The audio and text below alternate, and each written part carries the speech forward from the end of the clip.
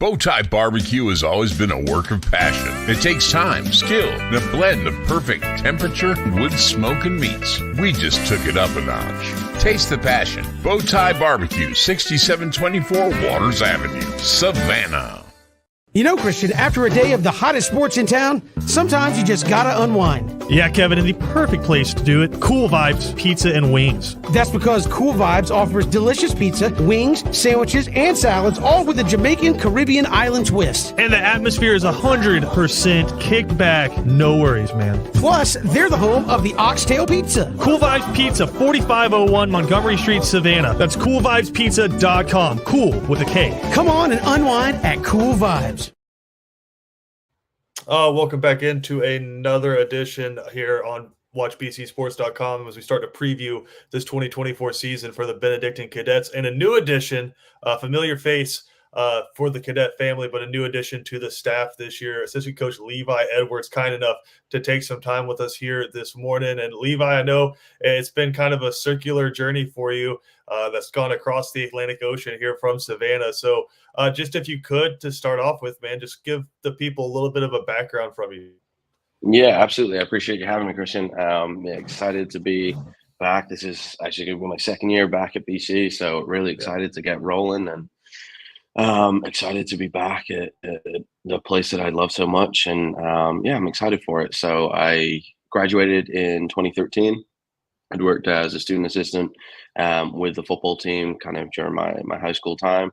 Went off to university. I went to Valdosta State for a year. Subsequently then had an opportunity to go work in professional baseball. So I took that up and did that for, I think, the best part of three and a half years.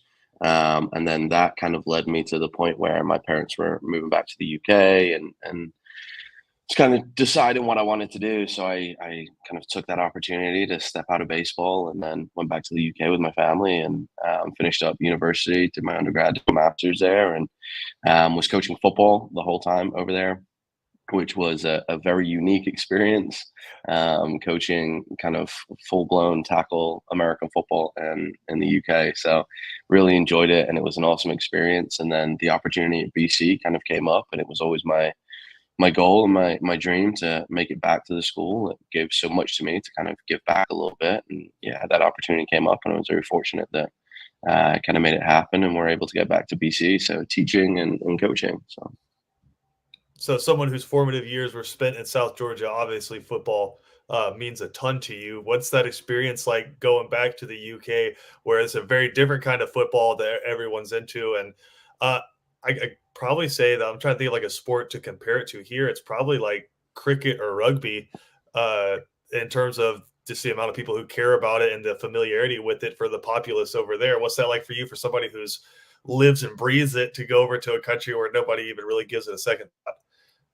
Yeah, it was crazy. Kind of obviously going over there, I thought, okay, like this is me done with football for a while now. And the kind of opportunity popped up randomly. I saw the local team on, I think it was like Facebook or Instagram. They posted something. So I was like, oh, like I'll go down and check it out. And kind of went down and saw what they were doing. And it was obviously extremely different, but it was really cool to see that many people in one spot playing purely for like the love of the game and just like enjoyment of the sport.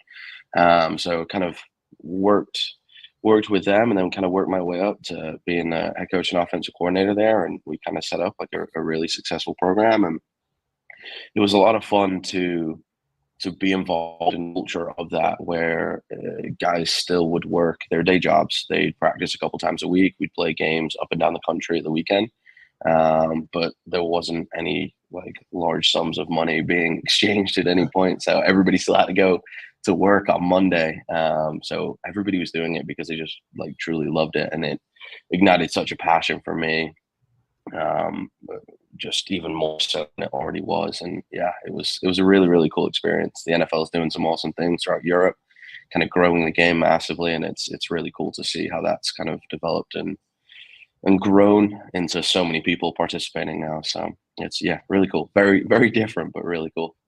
I would say for you as a coach, it's got to kind of be a different way to cut your teeth, where a lot of people here, again, coaching guys that have played football since they were 4 or 5 years old, and you kind of know the system, know the basics, and then you get to the very nitty gritty of it as you get towards the high levels of high school football. Here for you, had to be a little bit different experience, I'm assuming, over there when it comes to just understanding the basics and the rudimentaries of it for you trying to coach those guys. Yeah, it's very different. So a lot of times in the UK, you're working with guys that may have never played the sport before. So you're teaching them from like the ground up, the very, very basic things that kids in the US like would have learned when they were 7 and 8 playing Pee Wee football for the first time. We're very fortunate that kind of through some of the recruiting we did, we were able to recruit very athletic guys that had played other sports. So you're trying to transition guys from soccer or rugby or kind of a martial arts background into it. And there's kind of some crossover. So you kind of find some unique ways to communicate and to kind of get your message across. And yeah, it was obviously different coming to BC and obviously being kind of at the elite level of high school sport. But I feel like I've enjoyed the process, and I think the time in the UK made me a better coach in terms of really having to understand and not being able to skip a step and understand every detail that goes into everything and how important that really is, especially when you're coaching guys that have aspirations and have the talent to go play at extremely high levels over here. So it was an awesome kind of experience for me to grow and develop in that way. Very different. There was definitely no skipping any steps. What's it like for you trying to follow football when you're over there? I know time zones kind of make that pretty difficult, but trying to follow the success that BC obviously has had since Coach Britt took over. And then you said you're a Blazer, following Valdosta State, and then, of course, just following anything college football, NFL, all of it. What's it like trying to follow it in those different time zones? Yeah, it's crazy different. So we always kind of made a habit of it as much as we could to either watch or listen to the games on a Friday night. But obviously BC kicking off at 7:30 most Fridays. That's putting it, I think, like 1 o'clock in the morning in the UK. So it was always like you kind of make sure that you were ready to go for that in the evening. You'd taken a nap and done all the rest of it, so you could stay up till 3-4 o'clock and make sure you caught the whole BC game. But yeah, it's the sport on the whole is growing so massively over there. You're seeing so much more exposure on TV. And you're seeing games constantly being played every Sunday. We get NFL Red Zone in the same way, so it's really cool to just see how that's kind of exploded and grown. And yeah, you gotta battle through that time zone. So that Sunday night football game, it better be a good one, because you don't want to watch a boring game when you stayed up until like 1:20 in the morning. So yeah. And then when did the communication start just between you and Coach Britt about you possibly transitioning back over and finding a spot on the team? Yeah, so it was a cool process. There was a job posting at BC for a science teacher. My background was kind of science through my undergrad and my postgrad stuff. So it was an opportunity I was really interested in. I had a real passion for kind of education. I taught a little bit in college and stuff, and so that kind of married up with the opportunity of then being able to come back and to coach a little bit. So kind of speaking to Jacob Horn, the principal, about the opportunity, putting in applications, and then just kind of reaching out to Danny. Obviously, I kind of maintained a relationship with him. And we always joke that what we did in the UK was like the carbon copy of what he has done from his time. Because I was there when he first came in. I was a student when he first came in at BC, and just seeing how it developed. And it was kind of a lot of copy and paste stuff that I saw him do, and was just obviously has revolutionized what we're doing at BC. So being able to talk to him and kind of have the opportunity to join the staff was really exciting for me, and I really enjoyed it. So yeah, I'm kind of very fortunate that it all came together and was able to make the move back over, and yeah, back to the best place on the planet. So you're saying the Danny Britt influence has spread to Europe? Because I don't know if his ego can handle that.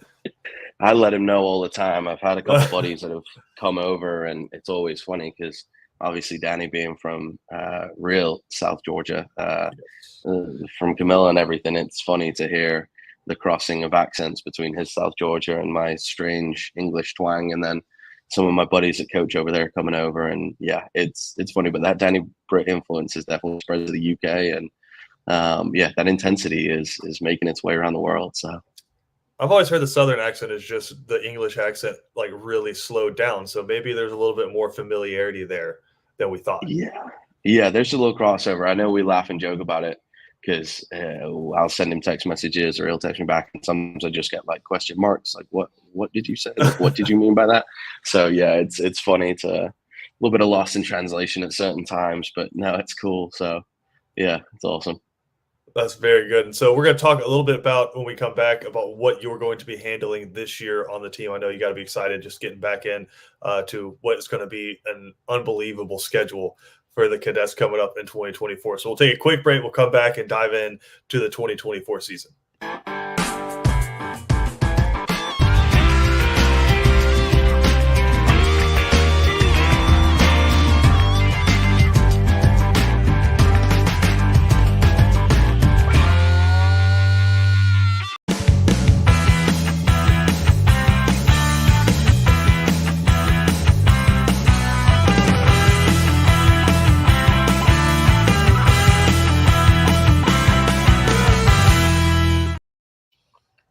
Welcome back in. Just diving into the 2024 season now with Coach Levi Edwards here. And it's a schedule that features, I believe, 4 teams that have either won the state championship or played in the state championship in the past 2 seasons. An unbelievable new region for the Cadets. And outside of that, just playing some of the top teams from across the country. For you, what are your responsibilities going to be throughout the weekend on Friday nights? Yeah, so this year I'm kind of transitioned into working with the tight end group. So kind of working individually with those guys, and then kind of assisting all across the offense wherever I'm needed, and whatever job needs to be done is kind of falling into my remit. So kind of a bit of quality control, a bit of analyst stuff, kind of all over the place with what I got going on the offensive side of the ball. But yeah, I'm just really excited for it. Obviously, you said the schedule is and incredible, and so we're excited for it. And yeah, we're gonna take that on and hopefully continue the success we offensively. So I talked to Danny about this on Tuesday, but it's a lot of transition. You're always going to run into that in high school. But you lose a Luke Cromenhawk, you lose a Bryce Baker, 2 guys who were just fundamental to what you were trying to accomplish on offense for so many years.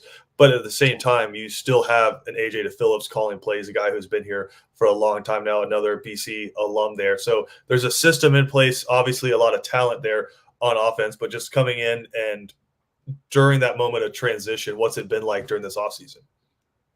yeah, it's obviously a time of change. We kind of graduated that group that had won so many games and been in every big situation and done all of those types of things.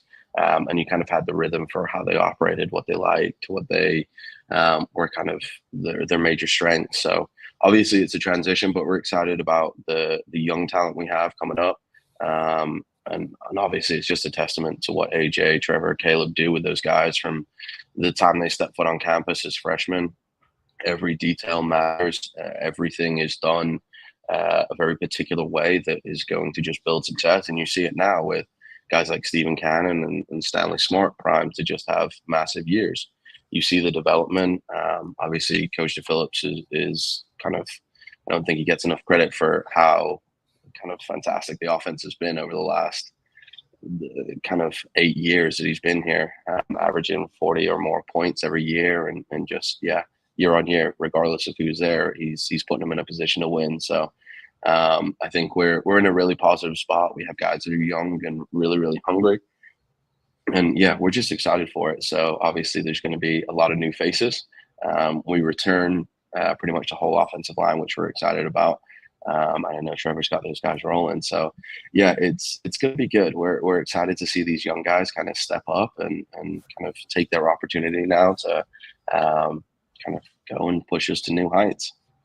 And I've asked a few coaches this, but I'm curious to get your answer. Last year and the previous few years, it was really, if offense kind of slowed down, it was clunky. You didn't know what to do. It was pretty simple. You just pressed a button and got the ball to Bryce Baker. Like, regardless of the situation, if things weren't going right, he was typically the answer. He's gone now to Georgia Southern. Who's the guy that you see this year where things just aren't going the way you need it to? You need to make a play. Who are y'all dialing it up for? I think the positive spot that we find ourselves in this year is we've got a bunch of guys that are going to be able to be kind of difference makers for us. They're just going to be kind of slightly younger. Obviously, Bubba Frazier, who played a massive amount last year, just picked up a UGA offer, is kind of one of our go-to guys. Makai Williams, again, Stanley Smart out of the backfield. There's a lot of guys all over the field that we're going to be able to get the ball to in a hurry, and they're going to make positive things happen. So, and that's kind of, again, what AJ stresses and is probably so good with, is being able to spread those touches and making sure everybody's having an impact on the game. And yeah, it's really cool to see and be a part of. So that was a really solid political answer, so I'm going to phrase it in a different way. The power goes out in the coaching booth. AJ, like some of the door jam gets locked in the way. The broadcast team, we're up there. We're getting their way. He can't get out of it. Danny looks at you and says, Levi's 3rd and 7. We need to make a play. We need a first down to seal the win. Who are you dialing a play up to? It's got to be Bubba Frazier. Okay, there we go. We're giving the ball to Bubba. So yeah, he's gonna be a dude this year for us, and we're excited. Yeah, players not plays, right? Yeah, absolutely. Who are a couple guys in your unit that you're excited to see?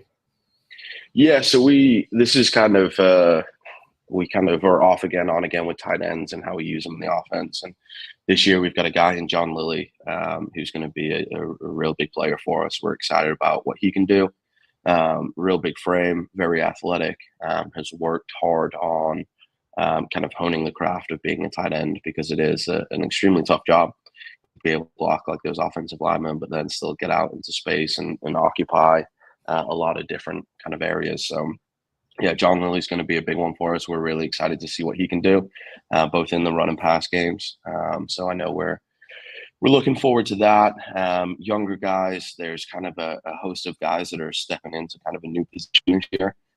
They're excited to kind of take on this role at tight end, probably using it slightly differently to how we have in previous years. Obviously, John gives us that ability, and we're excited about that. But guys like Bennett Conaway, Jaden Houston, Hobie Leonard, Kai Hernandez, we've got a pretty good group going. So we're excited to see kind of those younger guys step up as well, and obviously be there to support John and what he's got going on as well. So, yeah. Last thing I have for you here, just looking at that schedule, I know you won't say it because everybody wants to say we treat every opponent the same. There's a process. We're going to deal with everything. But there's always, just from me playing growing up, there's always a different kind of intensity through the offseason when the first couple of weeks you have big opponents, right? It's really tough when it's a team that like, hey, we might be 4A and they're a 2A, and we should probably beat them by 20, 30 points, versus you're starting with a scrimmage against Camden County, one of the biggest schools, one of the preeminent football programs probably in the country, and then you immediately go into the Irk Russell Classic, and then you're driving into Buford. So is there a little bit more electricity, you feel like, this offseason just with the start of this year on that schedule? Yeah, absolutely. I think across the board, coaches, players, kind of GAs, trainers, it doesn't matter who it is, everybody understands kind of the task at hand and what we have going.